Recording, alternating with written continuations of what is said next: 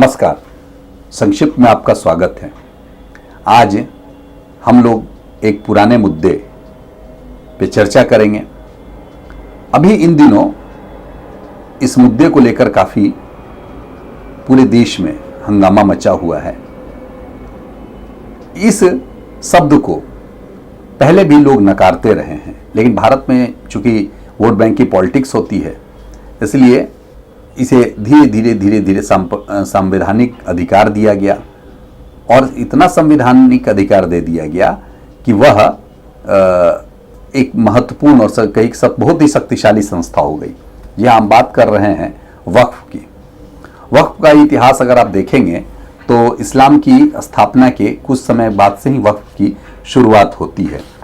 ये वक्फ जहां संपत्ति लूटी जाती थी, यानी कि इस्लाम तो अपना तलवार के दम पर बढ़ा, धीरे धीरे कई जगहों को उसने जीता और जीतने के बाद ऐसा नहीं था कि राज्य के रूप में उन्होंने उस जगह को जीता था। कई लोग ऐसे भी थे जो कि इस्लाम धर्मावलंबी नहीं थे।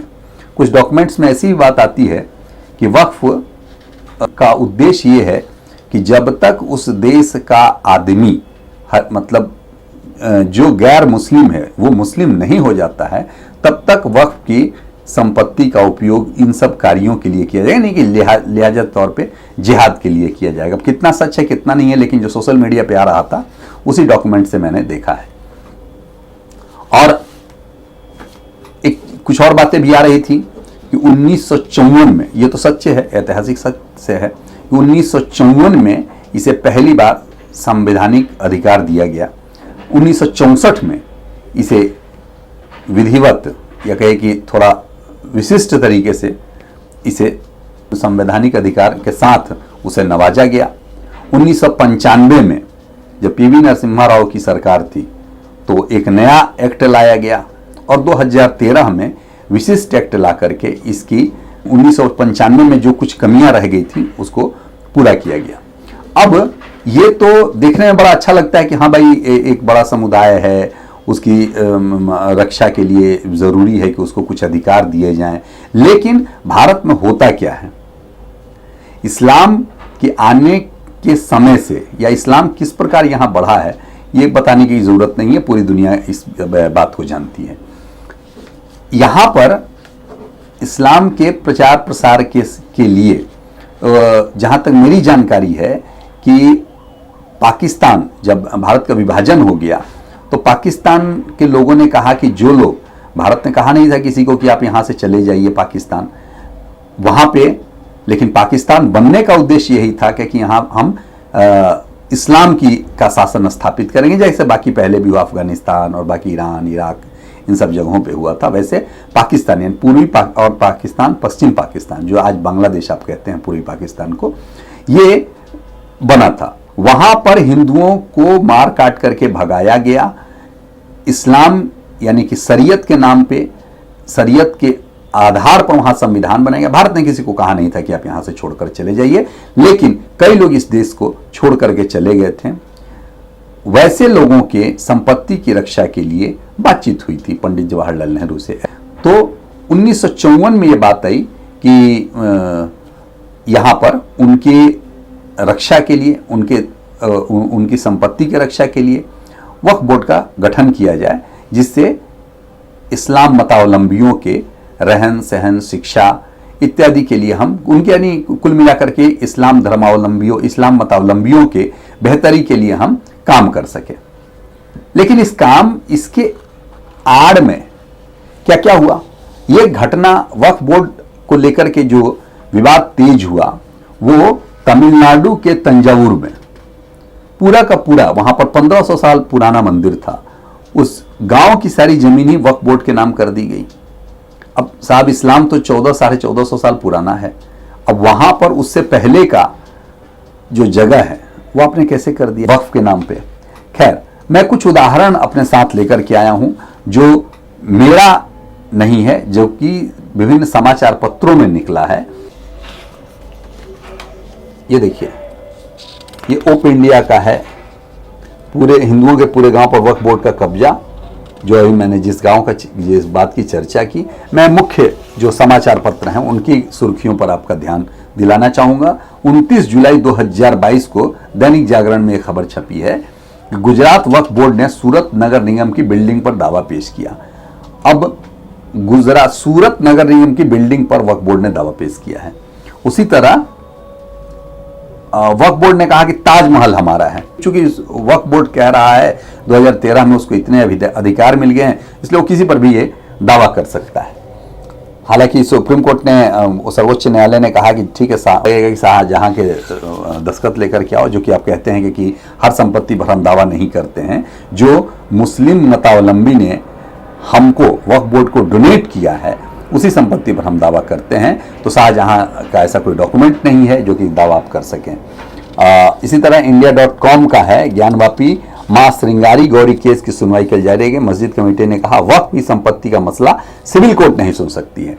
अब ज्ञानवापी का जो मामला है वहां मां श्रृंगार गौरी केस की जो बात है, अब ये मामला समझिए, सबसे जरूरी है कि 2013 में ये बात स्पष्ट हो गई थी कि वक्फ की संपत्ति का विवाद वक्फ बोर्ड में ही निश्चित होगा, ये न्यायालय के अंतर्गत नहीं होगा। अब न्यायालय से, यानी कि न्यायालय से अधिक संपत्ति, न्यायालय से अधिक अधिकार वक्फ बोर्ड को 2013 मिला है, तभी उन्होंने ऐसा कहा है।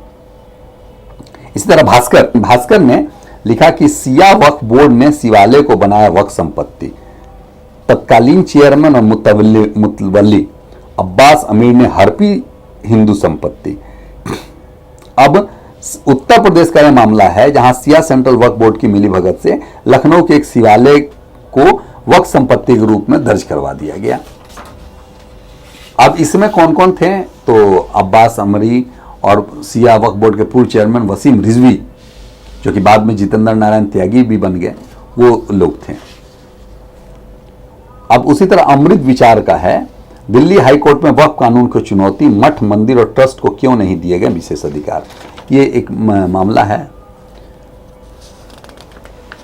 हाँ, TV9 का है कि वक्फ board stakes claim on 2 island at Bet Dwarka. अब बेट द्वारिका में उन्होंने 2 जो छोटे छोटे द्वीप हैं उस पर वक्फ बोर्ड ने दावा किया है कि ये मेरी संपत्ति है। अब फिर एक जागरण का खबर है 29 अगस्त का, फरीदाबाद म्युनिसिपल कॉर्पोरेशन ने वक्फ बोर्ड के 2 अधिकारियों को घूस लेते हुए पकड़ा। अब ये सारा कुछ चल रहा है वक्फ बोर्ड में। आज के डेट में वक्फ बोर्ड का सदस्य बनने के लिए काफी मारामारी रहती है। कारण यही है कि ये पैसे का लेन देन काफी होता है। स्टेट्समैन का है, अब ये 1287 एकड़ लैंड इन्होंने हड़प कर ली थी। 2 अगस्त इसी वर्ष 2022 में द हिंदू में एक रिपोर्ट छपी थी कि कैसे वक्फ बोर्ड तीसरा सबसे बड़ा जमीन का मालिक बन गया है। इससे अधिक जमीन रेलवे को है और डिफेंस डिपार्टमेंट को है। अब इसमें ये सारा डिटेल उसमें है, आप लोग देख सकते हैं उस पेपर को। ऐसे कई सारी घटनाएं हैं जहां पर आप देखेंगे कि वक्फ बोर्ड ने संपत्ति को अधिग्रहण किया। आज मैं एक वीडियो देख रहा था जिसमें अरविंद केजरीवाल साहब दावा कर रहे हैं कि मुकेश अंबानी की जो प्रॉपर्टी है वो भी वक्फ बोर्ड की संपत्ति है। अब देखिए क्या वक्फ बोर्ड के नाम पर ये घालमेल चल रहा है। तो आप लोग भी निश्चिंत रहें, हो सकता है कल को आपके जमीन पर भी दावा करे वक्फ बोर्ड, किसी और बड़ी जगह पे गांधी मैदान, बिहार के गांधी मैदान पर भी अगर दावा वक्फ बोर्ड का खो जाए तो आपको आश्चर्य नहीं होना चाहिए, क्योंकि बहुत सारा घालमेल इस पर चल रहा है। और मेरी विनती है, मेरा आग्रह है जो कानून बनाने वाली अथॉरिटी है यानी विधायिका से, कि आप लोग इस पर गंभीरता से विचार करें, नहीं तो वक्फ बोर्ड के नाम पर जो तिकड़म चल रहा है और उससे सामान्य मुसलमानों को कोई फ़ायदा नहीं है। वो एक बड़ा कॉकस है, वही इन सब चीज़ों को देखती है, उन्हीं के पॉकेट में ये पैसा जाता है। तो ऐसे तथाकथित बोर्ड को के पुनर्गठन पे और उसके औचित्य पे हमें फिर से विचार करने की आवश्यकता है। संक्षिप्त में इतना ही। धन्यवाद, नमस्कार।